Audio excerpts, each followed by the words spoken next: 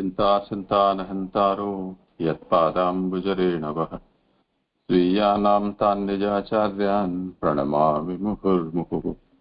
यदनुग्रहतो जन्तुः सर्वदुःखातिगो भवेत् तमहं सर्वदा वन्दे श्रीमद्वल्लभनन्दनम्।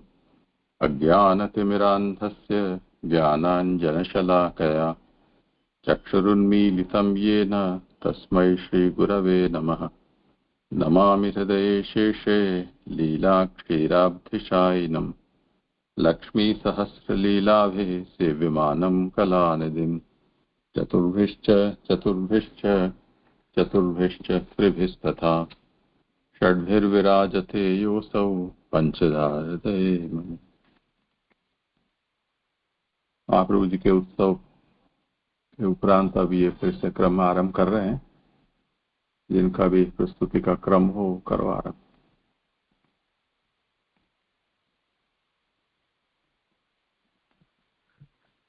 नमो प्रणाम जय। तो जैसे आपके चरण में दंडवत प्रणाम और सबको मेरा भगवत स्मरण।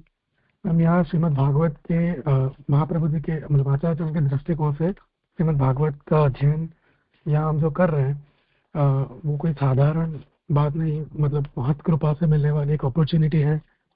तो उसके लिए I really wanted to express my gratitude for everybody who made this possible. आगे जाने से पहले हमने 13वें अध्याय को देखना है। आज से 12वें अध्याय तक हमने संपन्न किया था लास्ट। तो मैं थोड़ा सा ही छोटा सा विहंगावलोकन करना चाहता हूँ, आपके आगे हो तो।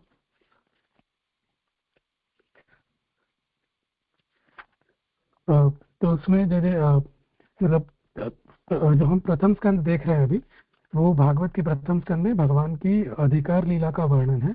उसमें हमने अब तक प्रथम प्रकरण जो अध्याय 1, 2 और 3, उसमें जो है वो हमने सूत जी और शौनक आदि जो है उनके प्रश्न उत्तर देखकर आचार्य चरण ने आज्ञा करी थी कि ये हीनाधिकार सूचक प्रकरण है, वो भागवत के हीनाधिकारी हैं। उसके बाद तीसरे, चौथे, पांचवें जो अध्याय हैं भागवत प्रथम स्कंद के, वहां पर हमने भागवत के मध्यम अधिकारी जो व्यास जी और नारद जी है, उनका कैसे वहाँ अधिकार प्रतिपादित हुआ वो आचार्य चरणों में वहां पर अवगत कराया था।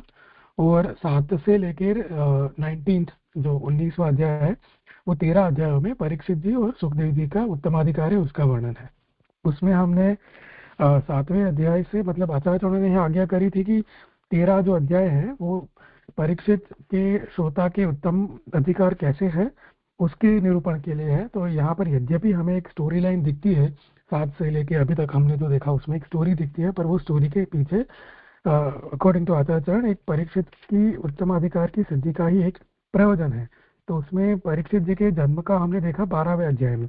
उससे पहले जो 7 से लेके 11वें अध्याय में जो बातें चली थी, तो उसको मैं बस एक दोहरा रहा हूँ कि 7वें अध्याय में वो जो 5 अध्याय हैं 7 से लेके 11 तक आचार्य चरणों के हिसाब से, मतलब भागवतार्थ प्रकरण में हमने देखा था उसके हिसाब से वो जो है वो 5 अग्नि जैसे शुद्ध करती है, वैसे ही परीक्षित जन्म से पूर्व ही शुद्ध थे। परीक्षित जो है वो जन्म से ही शुद्ध है, मतलब तो उनके पूर्वज जो है वहाँ शुद्ध है।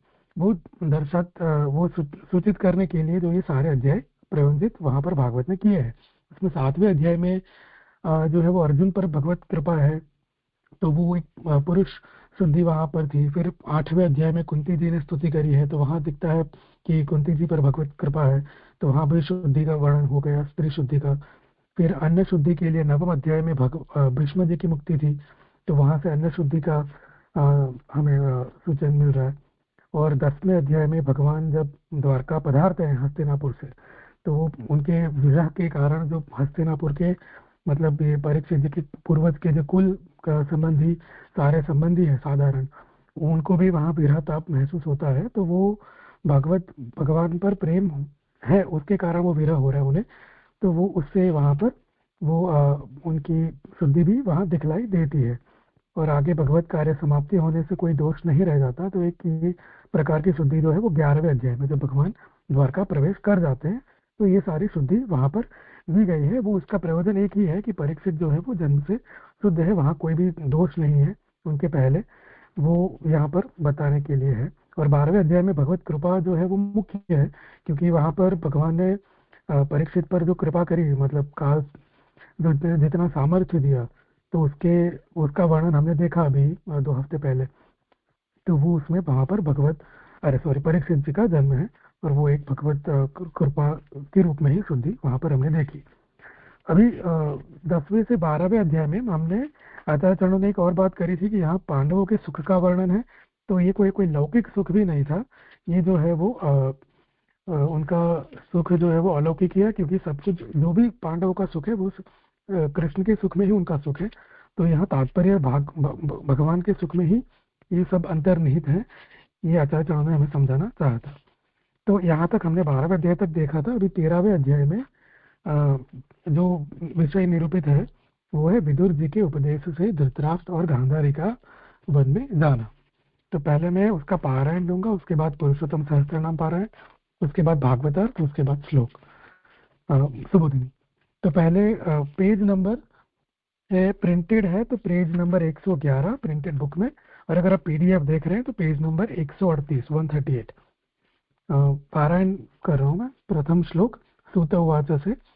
तीर्थ यात्रा में मैत्री जी से आत्मा की गति जानकर, उस गति से आत्मा के स्वरूप को पहचान कर विदुर जी हस्तिनापुर पधारे। श्लोक नंबर 2। जितने प्रश्न विदुर जी ने मैत्री जी के पास कहे हैं, उनमें से गोविंद भगवान में मुख्य भक्ति कराने वाले प्रश्नों के अलावा बचे हुए प्रश्नों के प्रसंग में विदुर जी मौन रहे। श्लोक नंबर 3 से 6। आए हुए अपने बंधुओं को देखकर सब भाइयों सहित युधिष्ठिर, धृतराष्ट्र, युयुत्सु, संजय, कृपाचार्य, कुंती, गांधारी, द्रौपदी, सुभद्रा, उत्तरा, द्रोणाचार्य की स्त्री कृपी और पांडु की अन्य कुल स्त्रियां तथा पुत्रों सहित पुत्र वधुएं अपनी जाति के साथ बहुत हर्षित होकर उनके स्वागत के लिए सन्मुख गए। जिस प्रकार प्राण आने पर हाथ पैर आदि सारा शरीर जागृत होकर चलने फिरने लगता है, उसी प्रकार ये सब सामने आए हैं। विदुर जी से मिलकर आलिंगन तथा अभिवादन शास्त्र की विधि के अनुसार यथा योग्य संपन्न करके विरह के कारण प्रेम बढ़ जाने से कातर हुए सभी प्रेम भरी अश्रुधाराएं बहाने लगे। विदुर जी को आसन प्रदान किया गया। उनके आसन ग्रहण कर लेने पर राजा युधिष्ठिर ने उनकी पूजा की। श्लोक नंबर 7। उन विदुर जी के भोजन कर लेने पर तथा विश्राम से निवृत्त होकर सुखपूर्वक आसन पर विराजमान होने पर, जिसे दूसरे भी सुन सके, इस प्रकार विनय से नम्र हुए राजा युधिष्ठिर पूछने लगे। श्लोक नंबर 8 और 9 साथ में है। विष तथा लाक्षागृह की अग्नि आदि विपत्तियों में हम माता सहित बचा लिए गए। आपके ही पक्ष के छाया तले हमारा विकास हुआ। इस प्रकार के हम क्या कभी आपके द्वारा याद भी किए जाते हैं? इस पृथ्वी मंडल पर भ्रमण करते समय आपने किस आजीविका से अपना जीवन यापन किया? इस भूतल के क्षेत्रों में जो मुख्य तीर्थ हैं, उनमें से आपने किन किन का सेवन किया? श्लोक नंबर 10। हे समर्थ, आप जैसे भगवान के भक्त तो अपने आप में ही तीर्थ रूप हैं, अतः आपके हृदय में विराजने वाले गदा धारण किए हुए भगवान द्वारा तीर्थों को भी तीर्थ रूप बना दिया जाता है। श्लोक नंबर 11। हे तात, श्री कृष्ण ही जिनके देवता हैं, ऐसे हमारे स्नेही बंधु यादव अपनी पूरी द्वारका में सुखपूर्वक तो निवास करते हैं ना? आपने उन्हें देखा तो होगा ही, अथवा उनके विषय में सुना ही होगा। श्लोक नंबर 12। इस प्रकार धर्मराज युधिष्ठिर के पूछने पर विदुर जी ने जो अनुभव जिस प्रकार किया था उसे क्रम पूर्वक बताने लगे, केवल यदुकुल के विनाश की बात को नहीं बताया। श्लोक नंबर 13। बहुत ही कठिनाई से जिसे सहन किया जावे, ऐसे अप्रिय मनुष्यों के लिए स्वयं आ पड़ा है। वे विदुर जी दुखियों को देख सकने में समर्थ नहीं है, अतः करुणाशाली उन विदुर जी ने प्रभास लीला की घटना को नहीं बताया।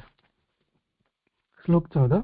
अपने बड़े भाई धृतराष्ट्र का कल्याण करने वाले और सबसे प्रीति करने वाले विदुर जी सत्कार रूप में देवताओं के समान सुख प्राप्त करते हुए कुछ समय वहां ही रहे। श्लोक 15। जब तक शाप के कारण यम देवता ने 100 वर्ष तक शूद्रपना धारण किया, तब तक पाप करने वाले जीवों को यथा योग्य दंड देने का कार्य अर्यमा ने किया है। श्लोक 16। युधिष्ठिर ने राज्य प्राप्त करके कुल को धारण करने वाले पौत्र परीक्षित को देखकर इंद्रादिक लोकपाल जैसी कांति वाले भाइयों के साथ उत्तम लक्ष्मी को प्राप्त करके आनंद का अनुभव किया। श्लोक 17। इस प्रकार घर में आसक्त हुए और इन्हीं गतिविधियों में प्रमत्त बने पांडवों को नहीं जाना जा सकने वाला तथा बहुत ही दुख से पार किया जा सकने वाला समय प्राप्त हुआ। श्लोक 18। इस वास्तविकता को जानकर विदुर जी धृतराष्ट्र से बोले कि हे राजन, सामने आते हुए भय को देखो और जितना शीघ्र हो सके यहाँ से निकल चलो। श्लोक 19।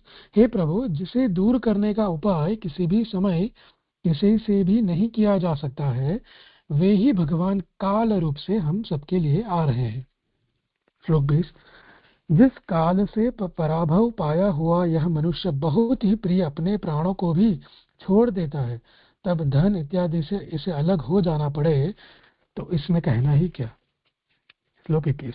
पिता भाई स्नेही संबंधी और तुम्हारे पुत्रों को मार डाला है, आपकी अवस्था भी चली गई है और बुढ़ापे के कारण तुम्हारी देह भी गल गई है, फिर भी तुम दूसरे के घर में क्यों पड़े हुए हो। श्लोक 22। अहो, प्राणियों की जीवन आशा कितनी बड़ी होती है, इस आशा के अधीन होकर तुम भीम द्वारा दिए गए अन्न पिंड को घर के चौकीदार कुत्ते की तरह खाते हो। श्लोक 23। जिनके ऊपर अग्नि डाली गई, जिन्हें जहर दिया गया, जिनकी स्त्रियों को दूषित किया गया तथा जिनका घर व धन ले लिया गया, उन्हीं के द्वारा दिए गए प्राणों से अब तुम्हारा क्या प्रयोजन है। श्लोक 24। इस प्रकार दीन बने हुए तदपि जीने की इच्छा रखने वाले, यह शरीर चला न जावे ऐसी विचारधारा वाले तुम्हारे इस शरीर को बुढ़ापा पुराने वस्त्र की तरह नष्ट कर देगा। श्लोक 25। धीर पुरुष वह होता है जो वैराग्य से युक्त हो, बंधनों से मुक्त हो, किसी से भी न जानी जा सकने वाली गति वाला होकर इस देह को अपना न मानता हुए छोड़ दे। श्लोक 26। अपना हित चाहने वाला संबंधी अथवा शत्रु से जिसे वैराग्य ही उत्पन्न हो है, ऐसे पुरुष को धैर्यवान होकर भगवान को हृदय में धारण करके घर से निकल जाना चाहिए, वही उत्तम पुरुष है। श्लोक 27। अब अपनों से भी जानने में न आ सके इस प्रकार तुम उत्तर दिशा में जाओ, क्योंकि अब जो काल आने वाला है वह पुरुषों के गुणों का अत्यधिक खिंचाव करेगा। श्लोक 28। इस प्रकार छोटे भाई विदुर जी द्वारा समझाया गया। अजमेर के वंश में उत्पन्न हुआ धृतराष्ट्र भाई के द्वारा जिसे सब प्रकार का मार्ग बता दिया है, अपनों में बंधे हुए स्नेह पाश को तोड़कर घर से निकल गया। श्लोक 19। साध्वी और पतिव्रता सुबल की पुत्री गांधारी अपने पति धृतराष्ट्र के पीछे हिमालय पर्वत पर गई, जहाँ वीर पुरुष को तथा सत्पुरुषों को मानो प्रहार लगा हो और प्राणी मात्र के ऊपर जिसने दंड छोड़ा हो, ऐसे सत्पुरुषों को जहाँ बहुत आनंद होता है। श्लोक 30 और 31। जिनने प्रातः काल की संध्या और होम कर लिया है, ऐसे सबके मित्र रूप अजात शत्रु युधिष्ठिर ने ब्राह्मणों को नमन करते हुए उन्हें तिल, गाय, पृथ्वी और स्वर्ण दान में दिया। गुरु को वंदन करने के लिए ज्यों ही युधिष्ठिर जी ने घर में प्रवेश किया तो वहां धृतराष्ट्र, विदुर जी तथा गांधारी नहीं दिखाई दिए।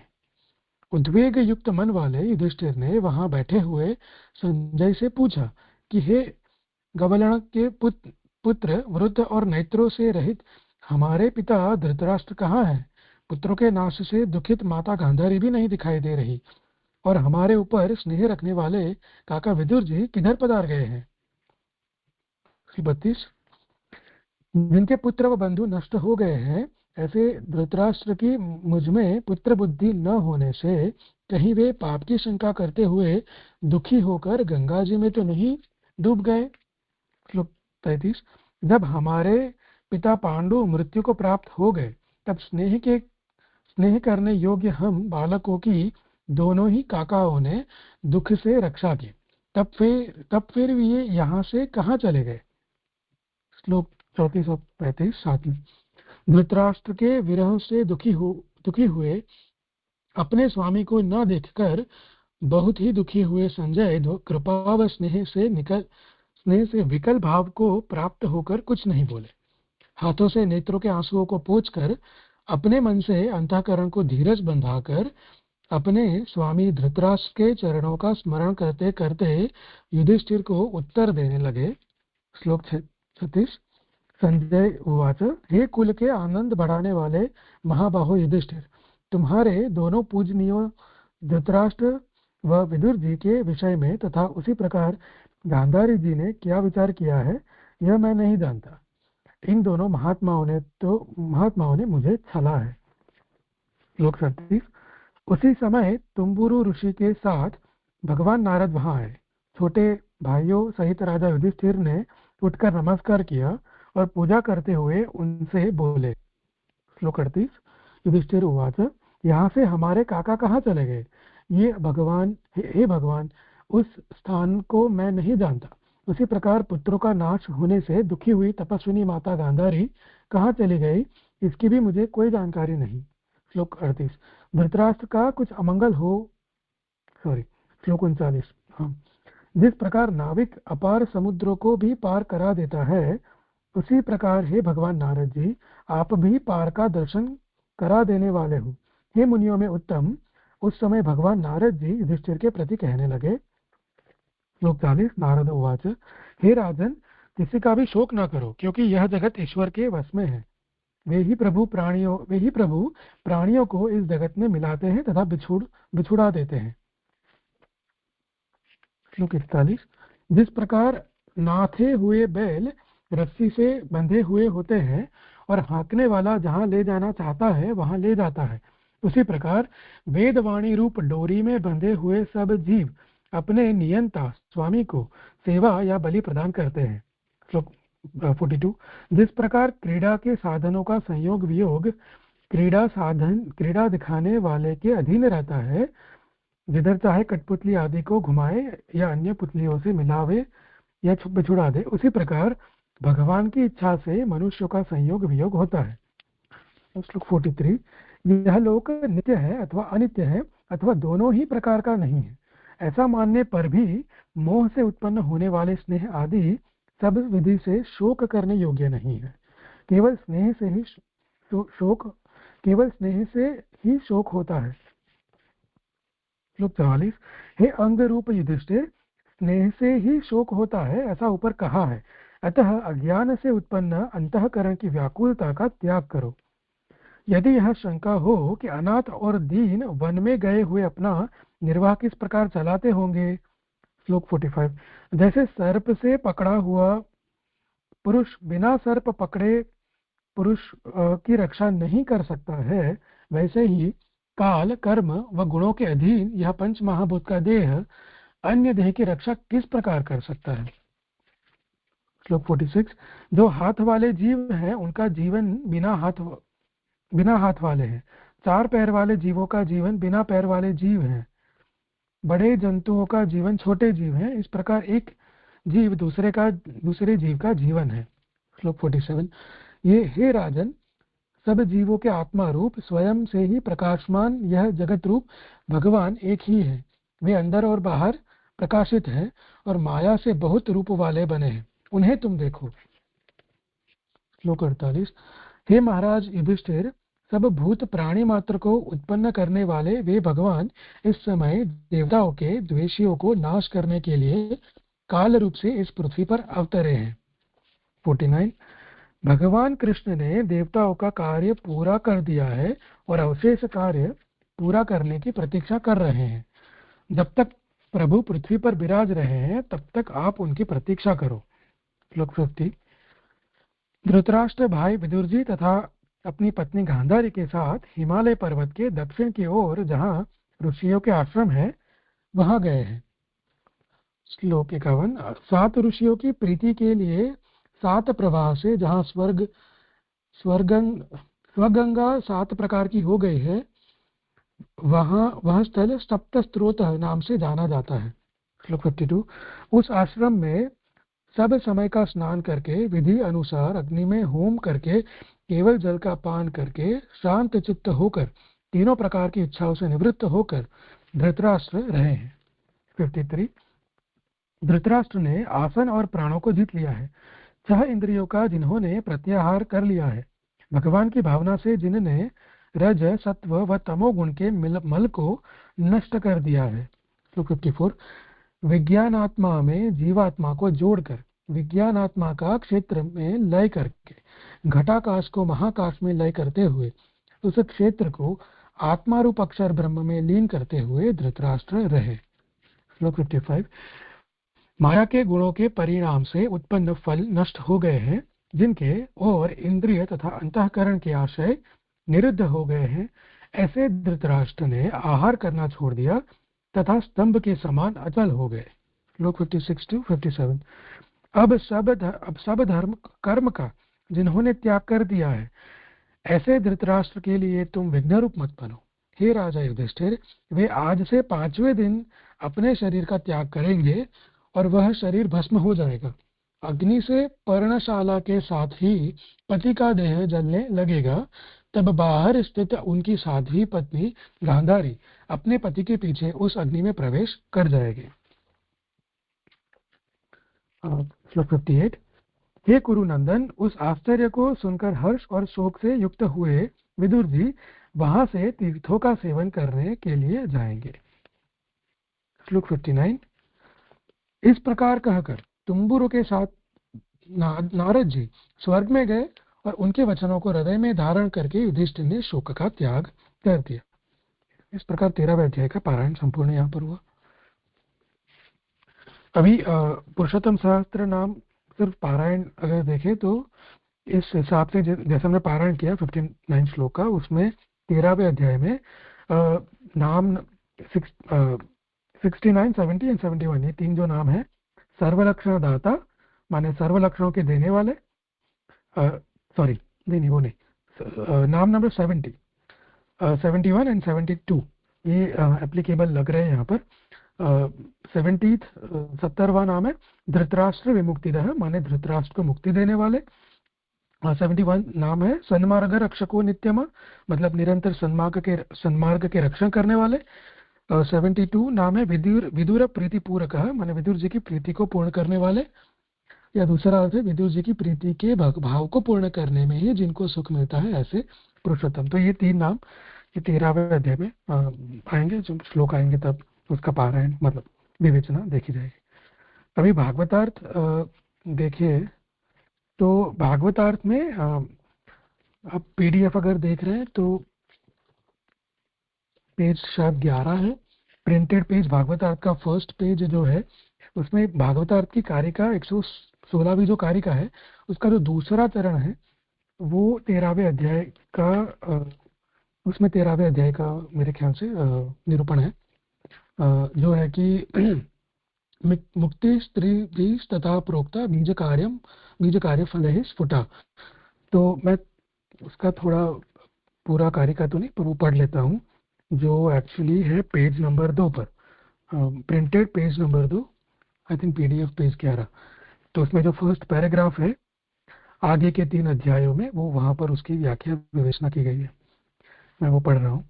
आगे के 3 अध्यायों का रूप बताते हैं मुक्ति स्त्री भी, मतलब एक अध्याय में बीज माने धृतराष्ट्र की मुक्ति कही है। धृतराष्ट्र का घर से निकल जाना ही मुक्ति का बीज है। यदि वह घर से निकल गया और मुक्त हो गया तो दूसरों को भी अपनी मुक्ति में विश्वास हो गया, इसीलिए बीज रूप मुक्ति पहले अध्याय का अर्थ है। नारद जी ने जो धृतराष्ट्र के चरित्र को कहा उसका कारण यही था कि धृतराष्ट्र की मुक्ति बीज रूप है। बीज मुक्ति से जो कार्य युधिष्ठिर आदि का घर से निकल जाना वैराग्य हो जाना यह द्वितीय अध्याय का अर्थ है और पांडवों की मुक्ति फल रूप है। तो इतना जो है यहाँ पर ये बताया कि 13वें अध्याय में यहाँ 13 से 14 और 15 ये 3 जो अध्याय आगे बताएंगे उसमें कहा है कि 3 तरह की मुक्ति या तीनों की मुक्ति का वर्णन है। उसमें 13वें अध्याय में धृतराष्ट्र जो है प्रपितामह परीक्षित के उनकी मुक्ति का वर्णन यहाँ पर है क्योंकि वो घर से निकल जाते हैं। और जैसे हमने अभी पारायण किया उसमें आया कि नारद जी बताते हैं पूरा प्रकार वहां पर उनकी मुक्ति कैसे होती है। तो उनकी मुक्ति होने से जो दूसरों को भी उनकी अपनी मुक्ति में विश्वास हो जाता है। जो ये बात यहाँ पर आ रही है उसका विवेचन एक्चुअली 13वें अध्याय में जो सुबोधिनी की कारिका आएंगी उसमें मिलता है कि ये कैसे विश्वास हो जाएगा करके, या मतलब शास्त्रवत नियम क्या है। तो ये बीज रूप मुक्ति जो है ये पहले अध्याय का यहाँ पर अर्थ है। बस यहाँ पर ये भागवतार्थ मुझे इतना ही लगा था। आगे की जो कारिका है 117वीं, वो जो है वो उसमें अ, अ, जो 14वां अध्याय है, मतलब उसका ज्यादा विषय 14 और 15वें अध्याय के विषय वहाँ ज्यादा स्फुट है, तो वो बस यहाँ पर भागवतार्थ संपन्न हो। जैसे मैं सुबोधिनी ले लूँ। करो।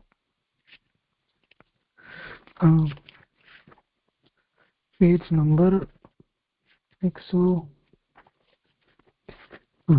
Page number 109 printed. पीडीएफ का 138 ही था, 136 था, 136 or something on the PDF। Page number 109 printed book में कारिका यहाँ पर 5 है आचार्य चरणों की विषय प्रवेश से पहले। तो कारिका पहली, एवं भागवत श्रोतुर्देहोत्पत्तिर्निरूपिता पुरुषत्रय मुक्तिर्हि तन्मुक्त्यर्थ निरूप्यते। कारिकार्थ है, इस प्रकार भागवत के श्रोता परीक्षित की देह उत्पत्ति का निरूपण किया गया। अब उनकी मुक्ति के लिए 3 पुरुषों की मुक्ति का निरूपण किया जाता है। तो यहाँ अर्थ है वो आगे के 12वें अध्याय में।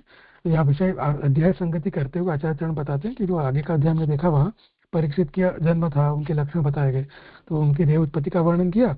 अब परीक्षित की ही मुक्ति का वर्णन करने के लिए उन 3 पुरुषों की मुक्ति का यहाँ पर आगे 13वें अध्याय में वही संगति आएगी। पिता पितामह, दूसरी कारिका, पिता पितामहश्चै को धृतराष्ट्र स्वतः पर प्रपितामह मुक्तिर्हि पूर्व तथा उदीर्यते। कारिकार्थ है, पिता पितामह और प्रपितामह धृतराष्ट्र, इन 3 पुरुषों की मुक्ति का निरूपण किया जाता है। इसमें पिता अभिमन्यु चंद्रमा के अंश थे और युद्ध में उनका सन्मुख मरण हुआ है, अतः वे तो मुक्त हुए ही। बाकी बचे 5 पितामह, उनमें युधिष्ठिर मुख्य होने से प्रतिनिधि रूप में एक मानकर गणना की गई और धृतराष्ट्र प्रपितामह है। अब इन दोनों की मुक्ति का निरूपण किया जाता है। इस 13वें अध्याय में पहले धृतराष्ट्र की मुक्ति का निरूपण किया जा रहा है। तो दूसरी कारिका में ये जो बात आ रही है कि जो भी हमने भागवत में भी देखा कि 3 पुरुष की मुक्ति, तो ये 3 पुरुष क्या कौन है, तो पिता पितामह और प्रपितामह। तो परीक्षित के पिता अभिमन्यु, उनके पितामह अर्जुन, मतलब 5 पिता जो है युधिष्ठिर भीम अर्जुन आदि, और प्रपितामह जो है वो पांडव धृतराष्ट्र आदि। तो सब धृतराष्ट्र की यहाँ मुक्ति का वर्णन है। अभी इसमें जो यहाँ आया है कि पिता अभिमन्यु चंद्रमा के अंश थे और युद्ध में उनका सन्मुख मरण हुआ, तो एक्चुअली मूल में आचार्य चरणों की आज्ञा नहीं है, शायद लेखकार की आज्ञा है ऐसा थोड़ा, पर उसमें भी चंद्रमा का अंश और वो सब तो नहीं इतना प्रतीत हुआ। पर तो इसमें मुझे 100% स्पष्टता नहीं दिखी, पर मैंने जितना थोड़ा रिसर्च किया तो उसमें ये दिखता है कि अभिमन्यु जो है वो चंद्रमा के अंश इसलिए थे कि जब महाभारत प्रवृत्त हुआ तो महाभारत में कोई पर्व में ही ये स्टोरी आती है शायद कि सारे देव जो हैं वो अपने प्रतिनिधि या अपने पुत्र को या अपने आप महाभारत के युद्ध के लिए या फिर भगवान पधारने वाला है तो उनके परिकर के रूप में भी जो है वो भूतल पर, पृथ्वी लोक पर आते हैं। उसमें चंद्र जो है वो किसी को दे नहीं रहे थे या खुद भी नहीं आ रहे थे, तो या तो ब्रह्मा जी या इंद्र उनके पास जाते हैं चंद्रमा के पास और उन्हें उनसे पूछते हैं कि भी आप भी किसी को भेजो। तो चंद्रमा जो है पहले तो आनाकानी करते हैं शायद, किंतु बाद में अपने पुत्र को वहाँ पृथ्वी पर भेजने का निर्णय लेते हैं। पर ये कुछ उनकी शर्त होती है कि उनका पुत्र वो पृथ्वी पर भेजेंगे महाभारत के लिए, किंतु जल्दी ही वापस बुला लेंगे, मतलब 16 वर्ष के पर्यंत ही बुला लेंगे, ऐसा कुछ वहाँ पर महाभारत में कोई प्रसंग है। मुझे स्पष्ट रेफरेंस नहीं मिला है कौन से पर्व में आती है ये बात, पर मल्टीपल सोर्स में ये देखा कि महाभारत में ऐसा कुछ आता है। तो यहाँ ये चंद्रमा का जो अंश है वो वहाँ पर, ये बात वहाँ से आ रही है कि चंद्रमा के पुत्र वर्षा या समथिंग कुछ नाम है उनका, उसके अवतार है, ऐसी कुछ स्टोरी है। और युद्ध में ये जो बात आई है उनका सन्मुख मरण हुआ है, तो एक्चुअली ये मुझे भी प्रश्न थोड़ा है कि ये सन्मुख मरण तो एक्चुअली नहीं हुआ है क्योंकि वो चक्रव्यूह में हुआ है, किंतु लक्षण कहते हुए मुझे लग रहा है कि भगवान तो वहाँ विराजमान है वो क्षेत्र में करके वो ऐसे यहाँ पर युद्ध में वो उनका सन्मुख करके गति हुई है, वीर गति, तो वे मुक्त है, ऐसा ये मैं समझ रहा हूँ। यदि कुछ और अन्य विचार हो तो हम देखेंगे आगे। बाकी जो 5 पितामह हैं बताए गए, युधिष्ठिर, भीम, अर्जुन, नकुल, सहदेव आदि, उसमें युधिष्ठिर ज्येष्ठ हैं, तो वो प्रतिनिधि रूप में मानकर उनकी की ही गणना यहाँ पर की गई है, ये जो मूल श्लोक में बताया गया है ऐसा। और धृतराष्ट्र जो है वो प्रपितामह, मतलब ग्रेट ग्रैंडफादर, तो उनकी मुक्ति का निरूपण करना पड़ेगा, तो ये यहाँ आएगा। कारिका 3, ततोऽध्याय द्वयेनैव विरूपत्वात् पितामहे सनिमित्तां मुक्तिम् आह हेतु कार्य विभेदतः। मुक्ति होने के कारण और मुक्ति रूप कार्य, ये दो भेद युधिष्ठिर में होने से 14वें और 15वें अध्याय में उनकी मुक्ति का निरूपण किया जाएगा। भगवान भूतल पर से पधारे, यह उनकी मुक्ति होने का कारण है, और बाद में इंद्रियों आदि के लय होने की भावना की यह मुक्ति रूप कार्य में नियामक है। मतलब ये जो बताया कि मुक्ति होने में कारण मुक्ति रूप कार्य, ये जो है वो 14 और 15 जो आगे हम देखेंगे उस अध्याय में आएगा। भगवान पधारते हैं भूतल से, नित्य लीला, तो वह 14वें अध्याय का विषय है। 15वें अध्याय में पांडवों की मुक्ति होती है, तो ये बात यहाँ बताइए। भगवान के पधारने को सूचित करने वाले उत्पात युधिष्ठिर ने देखे। उन निमित्तों के साथ 14वें और 15वें अध्यायों से युधिष्ठिर आदि की मुक्ति का निरूपण होगा। युधिष्ठिर द्वारा उत्पातों का देखा जाना एक अध्याय में और दूसरे अध्याय में वे सब पदार्थ का त्याग करके निकल पड़े और मुक्त हो गए, इस बात का वर्णन है। तो 14वें अध्याय में जो विषय आएगा जिसमें निमित्त मतलब अपशुकन जैसा कुछ वर्णन है वहां पर बहुत, कि युधिष्ठिर को दिखते हैं भूमि पर ऐसे अपशुकन के, जिससे उनको लगता है कि अब कुछ काल विपरीत है, तो वो सब जो है वो निमित्त है। वो निमित्तों के कारण जो है वो युधिष्ठिर आदि की वहां पर वो उसका कारण बनता है 15वें अध्याय में जो मुक्ति होती है उसका। तो वो उत्पात जो दिखने में आते हैं उन सबका वर्णन यहाँ महाप्रभु जी उनको थोड़ा रूपरेखा दे रहे हैं हमें। तो अधिकारिका अमुक्त पितृ का मुक्ति नाप्नु वंतेति वार्यते अतो निश्चिंतता सिद्धे चित्त शुद्धि रिहोच्यते। जिनके पिता पितामह इत्यादि मुक्त न हुए हो वे मुक्त नहीं होते, इसलिए पितामह आदि की अमुक्ति का वर्णन किया है। अभी ये जो यहाँ पर एक्चुअली बताया गया है कि अमुक्ति का वर्णन किया गया है, किंतु एक्चुअली देखने में लगता है कि अमुक्ति न रही उसका वर्णन किया गया है। ये मुझे थोड़ा संशोधन लग रहा है यहाँ पर। आगे वे तो मुक्त हो ही गए थे ऐसा कहा है, मतलब उनकी तो मुक्ति हो ही गई है, पिता पितामह तो और प्रपितामह, तो अमुक्ति का न रही उसका वर्णन है। वे तो मुक्त हो ही गए हैं ऐसा कहा है। अतः राजा परीक्षित को उस विषय में चिंता करने की आवश्यकता नहीं रह गई थी। इसके पश्चात 3 अध्यायों में उनकी चित्त की शुद्धि का निरूपण किया है। वे उनकी मुक्ति में उपकार करने वाले आधार हैं, इसलिए 3 पुरुषों की मुक्ति परीक्षित की मुक्ति को सिद्ध करने में कारण रूपा है। तो यहाँ आचार्य ये बात करते हैं, कोई नियम है जो शास्त्र के कि 3 की मुक्ति ना हो, मतलब तो मुक्ति मतलब 3 पीढ़ी की, अगर पूर्वज में 3 पीढ़ी मुक्ति ना हो तो जो है वो मुक्ति ना हो सकती है, ऐसा कुछ शास्त्र नियम रहेगा। उसके हिसाब से यहाँ जो है परीक्षित को उस समय में चिंता करने की जरूरत नहीं रह जाती है, क्योंकि उनकी 3 जो पीढ़ी है प्रपितामह से लेके उनके पिता तक सबकी मुक्ति का निर्णय हो चुका है। आगे 5वीं कारिका ततोद्वयनेन्द्रियाणां राज्यशौर्यादिवर्णनैः ततो वैराग्यसत्सङ्गवधिकारः फलोन्मुखः ततो भवति पुष्टोऽपि नान्यथेत्य ग्रीमा कथा। 16वें तथा कारिका अर्थ है 16वें तथा 17वें अध्याय द्वारा इंद्रियों, राज्य तथा पराक्रम आदि का वर्णन किया है। 18वें तथा 19वें अध्याय में परीक्षित के वैराग्य तथा सत्संग किए जाने का वर्णन है। वे उस फल के सिद्ध होने में अधिकार देने वाले आधारभूत तत्व है, तभी तो परीक्षित भागवत की कथा के श्रोता होने से पुष्ट अर्थात अनुग्रहित हुए। यदि सुखदेव जी का सत्संग नहीं होता तो परीक्षित पुष्ट नहीं होते, इसलिए 19वें अध्याय की कथा कही गई है। अभी यहाँ ये कारिकार्थ है, अपने कारिकार्थ का विवेचन देखते हैं। धृतराष्ट्र को ज्ञान सिद्ध होने में विदुर जी के प्रसंग का निरूपण किया जा रहा है। धृतराष्ट्र को पहले सनत, सुजात आदि ने उपदेश दिया था, उसी उपदेश को विदुर जी ने फिर से सुनाया। उसमें विदुर जी अवान्तर व्यापार रूप हैं, अथवा विदुर जी धर्मराज के अवतार होने से धृतराष्ट्र को समझाने लगे थे, अतः वे गुरु हुए।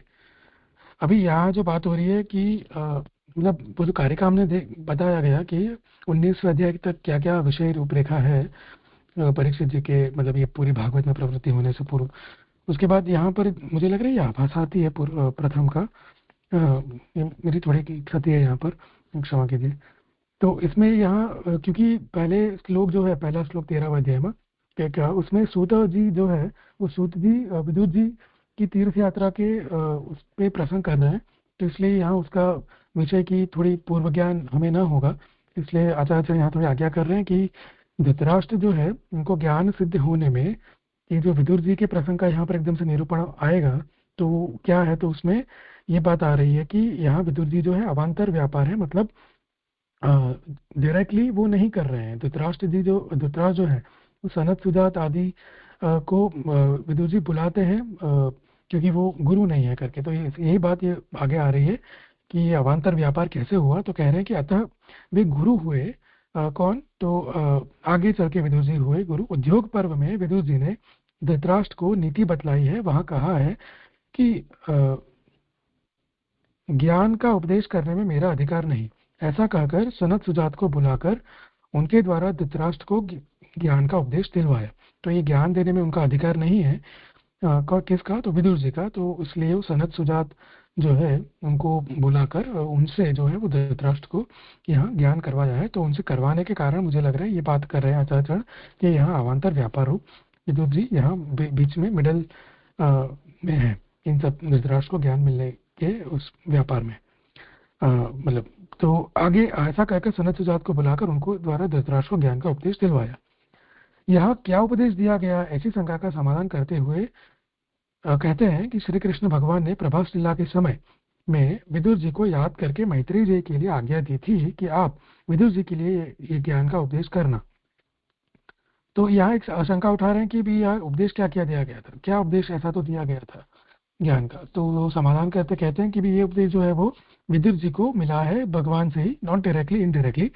तो वो तीसरे चौथे स्कंद में ये विषय आता है विस्तृत में, जो भगवान जब प्रभास लीला करते हैं तब विदुर जी को याद करके वो पहले तो उद्धव जी और मैत्रेय जी से संवाद करते हैं भगवान, और वहाँ मैत्रेय जी के लिए स्पेशली आगे एक छोड़ जाते हैं भगवान की जो कुछ बातें कही हैं वो विदुर जी को आप कह देना करके। तो वो जो है वो तदसुन यहाँ बात कर रहे हैं कि तदनुसार उपदेश मिलने के बाद वे यहाँ आए हैं। विदुर जी को शूद्रपने का शाप 100 वर्ष की अवधि तक था, वे वर्ष पूरे हो चुके थे, अतः उपदेश न दे सकने का दोष अब निवारण हो चुका था। श्री भागवत में श्री विदुर जी और मैत्रेय जी का प्रसंग लक्षण रूप में प्रतिपादन किया है। उसमें 10 लीलाओं के अंतर्गत सर्ग लीला और विसर्ग लीला होने से तीसरे और चतुर्थ स्कंद में उसका वर्णन किया जाएगा।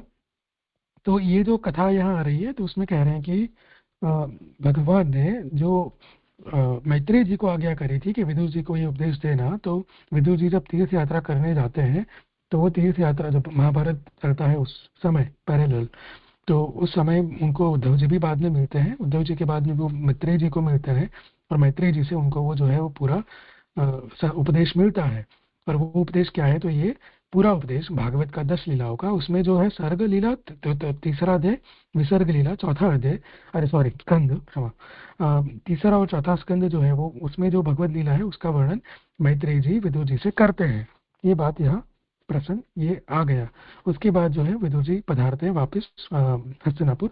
तो वो यहाँ पर एक दूसरी बात भी कर रहे हैं कि वो शूद्रपने का जो शाप है विदुर जी को, वो जो है 100 वर्ष की अवधि तक था, मतलब 100 वर्ष की आयु तक ही था। तो 100 वर्ष तो अभी उनके संपूर्ण हो चुके हैं करके उनको जो है वो अभी वे उपदेश न दे सकने का कोई ऐसा है नहीं, वो दे सकते हैं अभी धृतराष्ट्र को उपदेश, ऐसा कुछ मेरी समझ में आ रहा है। तो वो कारण से भी यहाँ धृतराष्ट्र को वो उपदेश देंगे जो आगे विषय चलेगा तब अध्याय में आगे चले। तो यहाँ ये जो कथा है, मतलब ये विदुर जी तीर्थ यात्रा में जाते हैं तीसरे और चौथे स्कंद का, मैत्रेय जी से जो है वो लीला भगवत लीला सुनते हैं और फिर वापस जब ये पधारते हैं यहाँ पर तो उसको ये प्रसंगों को पकड़ के यहाँ आगे ये प्रथम श्लोक जो है वो आगे मिलता है हमें। सूत उवाच विदरस्तीर्थ यात्रा या मैत्रेय आत्मनो गतिम ज्ञात्वा। हाँ, एक मिनट, जो यहाँ पे क्वेश्चन था वो कर लूँ जरा, कारिका में।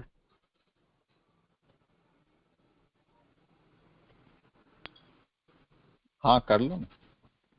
जी जी जी। यहाँ पे ये जो दूसरी कारिका में जो बात आई कि भी जो पिता पिता पितामह होता है, पितामह, तो उसमें जो है वो धृतराष्ट्र को गिना गया, और पितामह में भी पंच पितामह जो थे उसमें युधिष्ठिर को प्रतिनिधि रूप में गिना गया। तो ये जिज्ञासा ऐसी थी कि भी वैसे तो जो जो आता है वो तो अभिमन्यु, अर्जुन और पांडु आते हैं, जो जो सीक्वेंस जो होती है उसमें, लेकिन यहाँ पे प्रतिनिधि रूप से जो मेन जो ज्येष्ठ है उनको गिना गया है।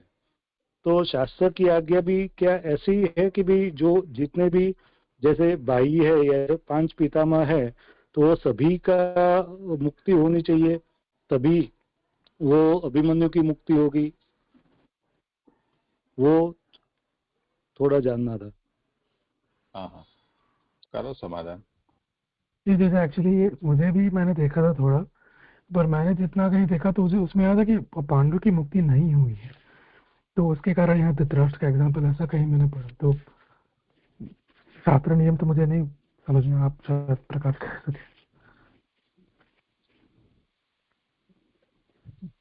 इनके परिवार में ये समस्या हो गई ना कि जो कुछ भी कुल मिलाकर बचा वो अभिमन्यु ही तो था।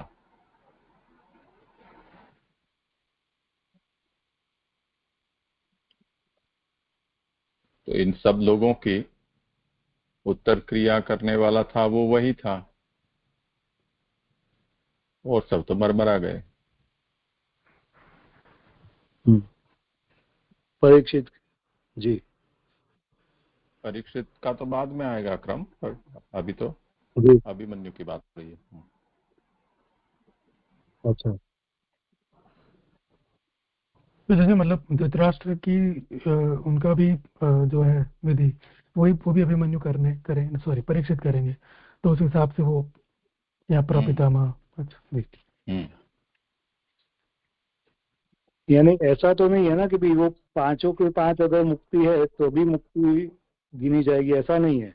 लेकिन यहाँ पे क्योंकि ऐसी सिचुएशन है इसलिए ऐसा लिया गया है, ऐसा ऐसा समझ लो। हम्म।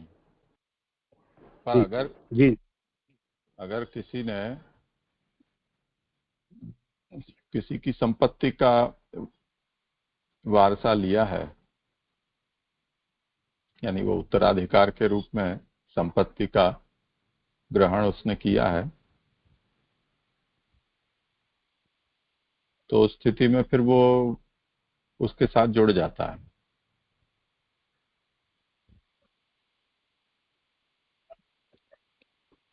जी जी तो जी। टेक्निकली क्या तो होता है कि एक तो जो सपिंडीकरण होता है उसमें दो प्रक्रिया है।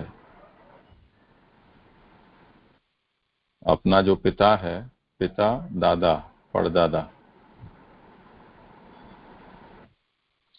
ये सीधे संबंध में आने वाले हैं। अब मानो कि काका निसंतान है और वो अपने भतीजे को दत्तक लेता है, तो एकमात्र पुत्र हो काका का, तब तो दत्तक विधान हो नहीं सकता है। तो उस स्थिति में वो द्वामुष्यायन की विधि कही जाती है। उसका मतलब ये है कि अपना जो जनक पिता है उससे संबंध विच्छेद किए बिना दत्तक विधान हो, तो वो दोनों जगह एक साथ वो जुड़ेगा। तो वो जनक पिता और दत्तक पिता ऐसे। तो द्वामुष्यायन की विधि होने पर फिर वो दोनों में पितृत्व आएगा।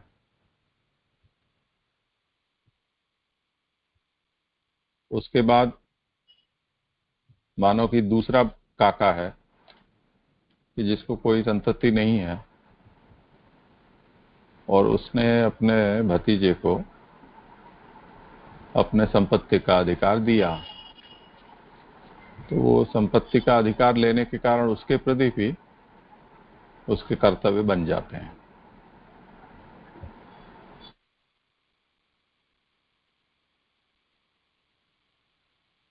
जी जी जी, यानी कि जैसे संपत्ति का अधिकार मिलता है तो फिर वो कर्तव्य आता है। जी अगर जी जी आपने उससे हक लिया है, संपत्ति ली है, तो फिर उसके प्रति आपका कर्तव्य बन जाता है। जी, हुआ स्पष्ट।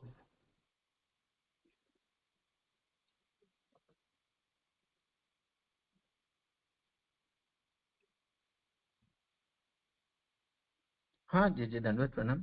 जी जी, यहाँ 110 पेज में पहली लाइन में ऐसा आया कि इसलिए पिता पितामह आदि की अमुक्ति का वर्णन किया है। तो ये अमुक्ति और मुक्ति एक ही संधि, मतलब ये अमुक्ति का वर्णन किया है। लिखा है ना, अमुक्त पितृका मुक्तिम नाप्नुवन्ति इति वार्यते।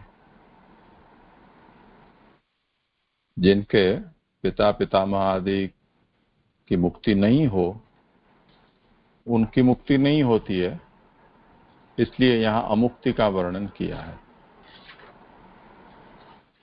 वो वर्णन नहीं करके वारण किया है, ऐसा होना चाहिए। अमुक्ति तो बरोबर है, अमुक्ति का वारण। जी जी जी। वारण यानी मुक्त नहीं हुए ऐसा नहीं है, मुक्त हुए थे। हाँ हाँ जी, दोनों नेगेटिव मतलब। हाँ हाँ जी।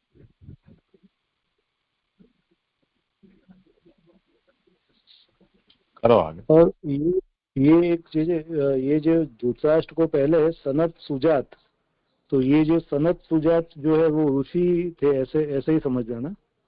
हाँ, उनके द्वारा उपदेश करवाया था। जी जी जी, वो क्योंकि वो लगा हुआ था, शाप लगा हुआ था इसके लिए।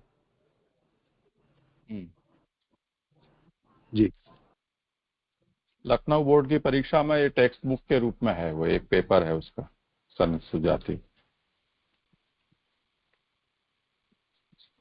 करो आगे। अच्छा। खूब स्पष्ट हो। अ, तो श्लोक पहला की सुबोधि नहीं ले रहा हूँ, अरे सॉरी, श्लोकार्थ पहले।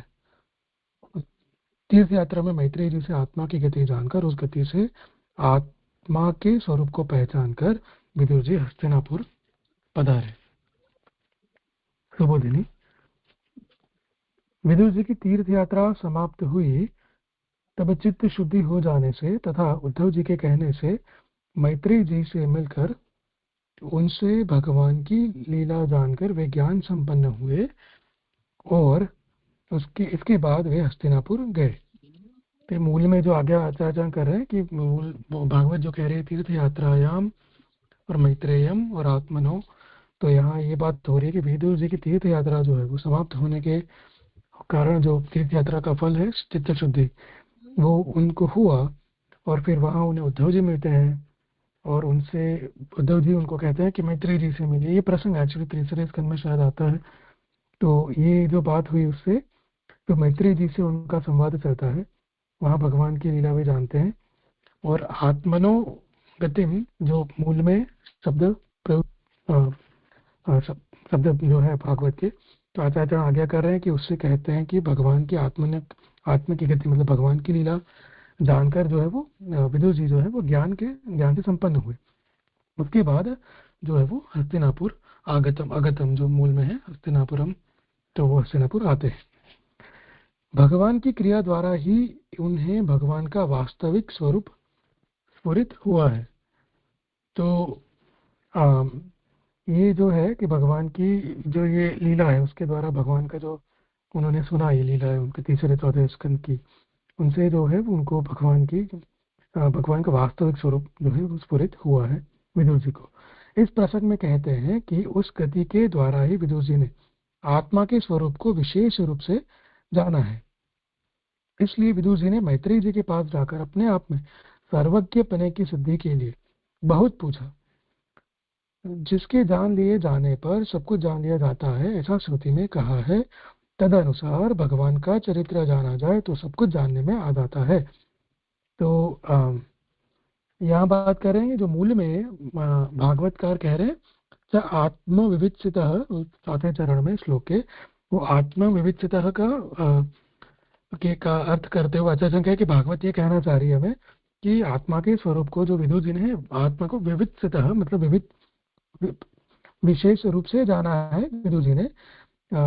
और यहाँ पर जो है कह रहे हैं कि भाई अपने अपने सर्वज्ञपने की सिद्धि के लिए जो विदुर जी मैत्रेय जी को बहुत सारे प्रश्न करते हैं, और वो जितने प्रश्न करते हैं उसके उत्तर के रूप में जो उनको चतुर्थ और तृतीय सर्ग लीला विसर्ग लीला तृतीय और चतुर्थ स्कंद की जो भी उनको पृष्ठभूमि भगवत लीला की उनको मिलती है, उनके द्वारा जो कुछ चरित्र को जानने से उनको जानने में सब कुछ जानने में आ जाता है। यहाँ जो श्रुति की दी गई है जिसके जान लिए जाने पर सब कुछ जान लिया जाता है, वो शांडिल्य उपनिषद के दूसरे उसमें से ली गई है।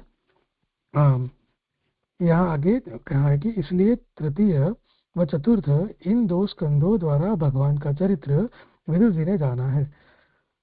उसमें यह अर्थ सिद्ध हुआ कि सब कुछ भगवान के अधीन है, जैसा भगवान करेंगे वैसा ही होगा, अतः केवल उनका आश्रय रखकर रहना चाहिए। वे जैसी प्रेरणा करते हैं वैसा ही सब करते हैं, ऐसा समझकर कार्य करना चाहिए। तो ये जो है यहाँ पर एक समरी उपसंहार जैसा आचार्य स्वयं आज्ञा करते हैं कि यहाँ जो है तृतीय और चतुर्थ स्कंद में जो लीला उन्होंने सुनी, मतलब विदुर जी ने मैत्रेय जी से जो सर्ग लीला विसर्ग लीला का भगवत लीला का वर्णन उनके मुख से सुना, उनसे ही जो है उनको ये समझ में आ गया कि जो भी है सब कुछ भगवान के अधीन है, वो जैसे करते हैं वैसे ही होता है, और वही है कि भी हम उनके आश्रय में रहें और ऐसे ही स्थिति हमारी करें, जो प्रेरणा करते हैं वैसे हम रहे। महाप्रभु जी का मतलब आचार्यों का ये मूल है। ये यहाँ उनका तात्पर्य जैसे विदुर जी ने समझा वैसा यहाँ बताया है। ऐसा समझने से मध्य में धृतराष्ट्र की मुक्ति करने के लिए भगवत इच्छा ने विदुर जी को प्रेरणा की। तभी आचार्य मतलब विदुर जी ने तो बहुत सारे प्रश्न किए थे मैत्रेय जी को।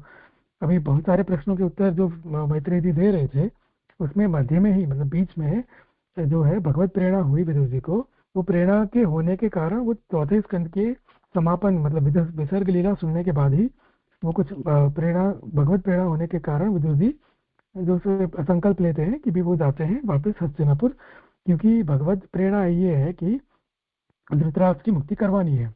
तो धृतराष्ट्र की मुक्ति करवाने के लिए विदुर जी जो है वो अवान्तर व्यापार जो आगे बताया उसमें आचार्य ने, तो उसके हिसाब से यहाँ पर विदुर जी को जो प्रेरणा होती है तो वो छोड़कर जो है वो तो यहाँ चले जाते हैं। मतलब तो कहते हैं कि चौथा स्कंद पूरा होने पर पांचवें स्कंद में वर्णन किए गए चरित्र विदुर जी ने नहीं जाने, तो भी अन्यथा रूप छोड़कर अपने स्वरूप में रहना ये मुक्ति का स्वरूप है, ऐसा सब स्थान पर जानने में आया है। इसलिए भगवान का आश्रय सिद्ध होने के लिए श्री भागवत में 10 लीलाओं का वर्णन है, यह विदुर जी ने जानने में आया है, अतः शीघ्र ही हस्तिनापुर आए। तो चौथा स्कंद पूरा हुआ, पांचवें स्कंद में जो वर्णन चरित्र है भरत जी का और आगे जाके जो भी आएगा 10 लीला के, तो उसमें 10 में से सिर्फ 8 लीला तो बाकी रहेगी, 2 ही लीला उन्होंने सुनी। फिर भी जो भगवत प्रेरणा हुई है उनके कारण विदुर जी जो है वो आगे के चरित्र नहीं जानते हैं। किंतु द पॉइंट यहाँ पर ये बताते हैं कि अन्यथा रूप छोड़कर अपने स्वरूप में रहना मुक्ति का स्वरूप है। ये जो एक्चुअली है ये मुझे मूल में नहीं दिखा, ये वाक्य जो है यहाँ पर, तो जैसे ये थोड़ा स्पष्ट कीजिएगा, अन्यथा रूप छोड़कर अपने स्वरूप में रहना ही कहाँ पर है मुझे समझ में नहीं है।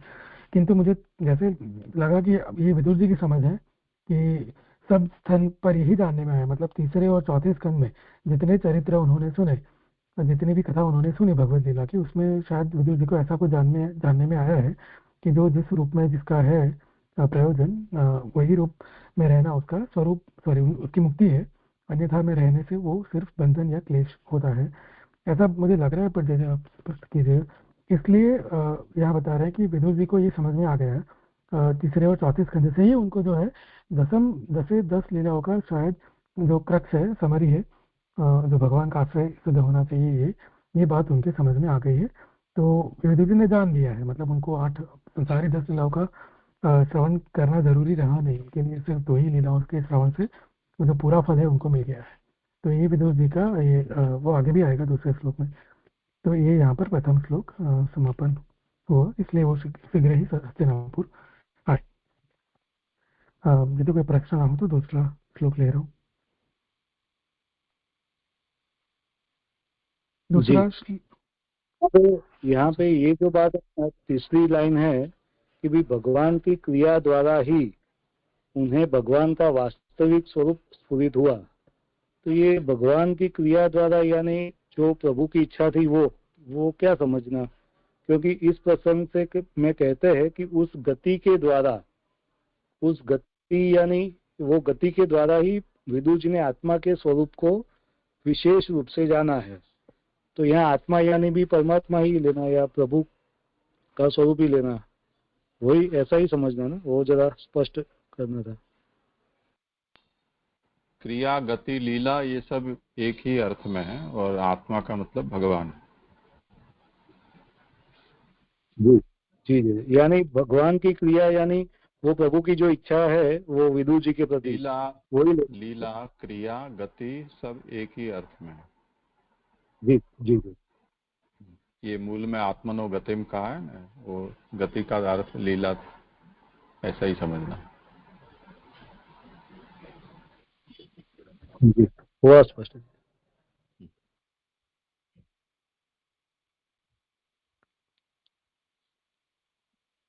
चलिए ये जो अब तो 2-4 मिनट है तो चलिए ये जो यहाँ पर अन्यथा रूप छोड़कर अपने स्वरूप में रहना मुक्ति का स्वरूप है, ये तीसरे चौथे स्कंद से ही कुछ सिद्ध होता है। ये थोड़ा समझ में आ रहा है पर नहीं भी आ रहा है ये लाइन,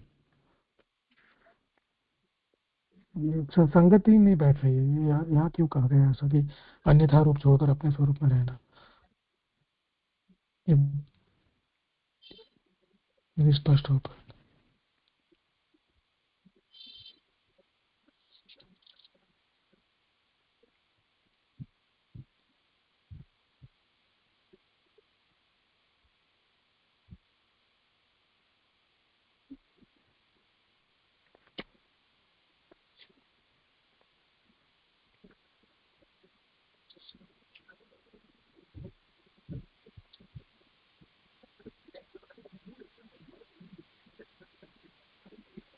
ये तो अपनी ओर से इन्होंने मुक्ति का स्वरूप जो प्रसिद्ध है वो अनुवादक ने डाल दिया है इसमें। ओके मूल में कहीं भी ये बात नहीं है। ओके, उसको ब्रैकेट में ले लेता हूँ, मुक्ति का स्वरूप। आगे आभासार्थ करता हूँ, फिर दूसरे श्लोक का, ये मेरा लास्ट श्लोक है, दूसरे श्लोक के बाद आई थिंक प्रीवियस बाइक हटाना। आभासार्थ विदुर जी की जानकारी में श्री भागवत का सारा फल आ गया, इसलिए उनसे बहुत से पदार्थों के विषय में पूछा गया, पर वे उस विषय में कुछ भी न सुनते हुए सीधे हस्तिनापुर चले आए। तो ये आभासार्थ करें कि हस्तिनापुर शीघ्र चले जो आए विदुर जी, तो उसमें है कि भाई भागवत का सारा फल जो है तीसरे चौथे स्कंद की लीला सुनने के उनसे ही उनको हो गया विदुर जी को। तो बाकी के विषय में न सुनते हुए शीघ्र हस्तिनापुर आए। यावतः कृतवान् प्रश्नं क्षत्ता कौसार वा कृतः जातैकभक्तिर्गोविन्दे तेभ्यश्चोपपरामः। ये श्लोक हुआ, श्लोकार्थ है।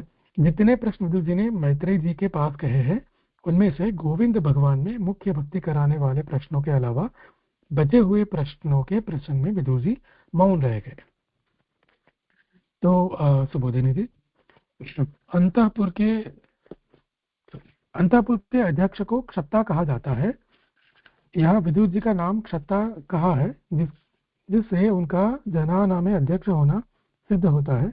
इसे यह सूचित किया है कि वे बहुत ही चतुर थे। तो यहाँ मूल श्लोक में जो आज्ञा आचरण कर रहे हैं, यावत प्रश्नान क्षत्ता कौशार वाकृत, तो यहाँ विदुर जी के लिए संबोधन जो भागवतकार सूत जी यहाँ पर उनको क्षत्ता बुला रहे हैं। तो ये आचार्य आज्ञा करे कि क्षत्ता कहने से तात्पर्य क्या है।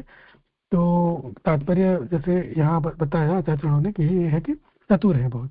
क्षत्ता उनको कहा जाता है जो जनाना में अध्यक्ष होते हैं, मतलब जहाँ स्त्रियाँ निवास करती है महलों में, वो जो कक्ष होता है उनको जनाना कहते हैं। और वहाँ अध्यक्ष होना मतलब मुझे लग रहा है वहाँ का संचालक होना शायद, और उसमें उसके लिए शायद चतुर चातुर्य ज़्यादा चाहिए होता है, मैं अनुमान लगा रहा हूँ।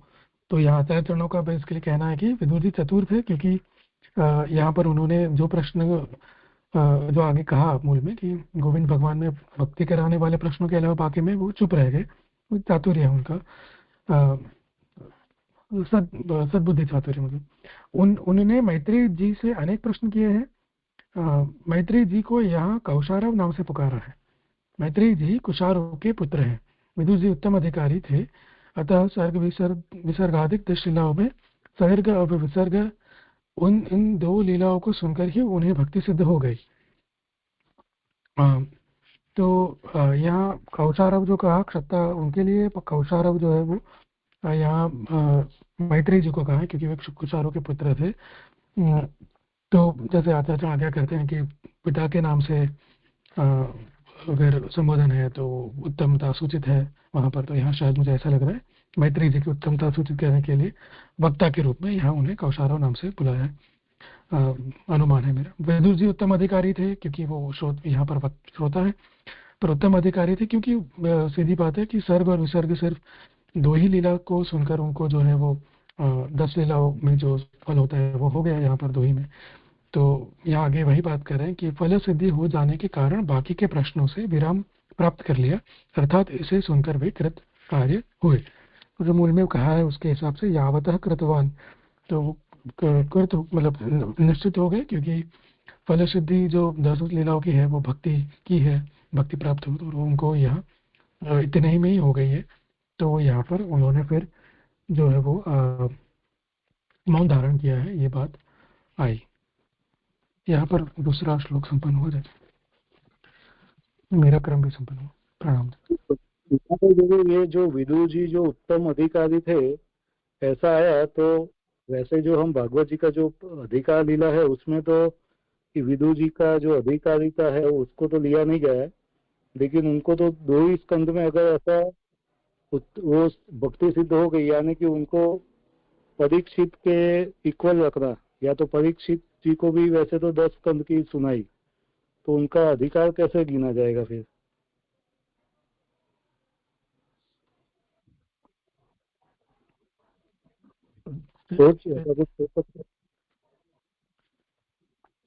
यदि मैंने इसमें शायद जितना सोचा था ये प्रश्न में कि तो मैंने ये मतलब मुझे ये लगा था कि जो पूरी भागवत हम जो देख रहे हैं, पता नहीं सही है गलत, पर पूरी भागवत तो जो है वो शुक वाग्म का मतलब सुखदेव जी की जो है वही हम कह रहे हैं कि वो पूरी भागवत है। तो वहां पर श्रोत वक्ता सुखदेव जी और तो परीक्षित जो है वो श्रोता है, तो वो मुख्य प्रसंग में वही है, उनका ही भागवत के प्रसंग में तो वही आता है। ये शायद जो अवान्तर रूप में विदुर जी का शायद तीसरे और चौथे स्कंद में ही आता है। तो पूरी भागवत तो यहाँ प्रवृत्त नहीं होती है, जो भी है वो। इसलिए मुझे लग रहा है कि भागवत समग्र के प्रसंग में तो शुक और परीक्षित ही उत्तम होंगे, यद्यपि विदुर जी तो शायद अलग कक्षा के उत्तम रहेंगे क्योंकि वो सिर्फ 2 स्कंद में उनका हो गया। तो पर उनसे फिर वे पूरी भागवत की प्रवृत्ति नहीं चलेगी ना, चौथे स्कंद में फिर विराम हो जाएगा, तो उसके लिए शायद ऐसा मैंने सोचा था। तो पता नहीं सही गलत चीज, अब आगे करें। नहीं, ठीक है। मूल बात ये है कि आगे ये बात कहकर आए ना कि सूक्ष्म और स्थूल ये 2 भेद हैं इसके। तो उत्तमाधिकारी हैं, उनको सूक्ष्म से ही समाधान हो गया है। तो अगर भागवत को दशविध लीला के निरूपक ग्रंथ के रूप में हम सोचते हैं तो उसके स्थूल और सूक्ष्म में 2 भेद कर दो और उसके अधिकारी के भी भेद कर दो, तो यहाँ विदुर उत्तमाधिकारी सिद्ध होंगे। ऐसा जी जी।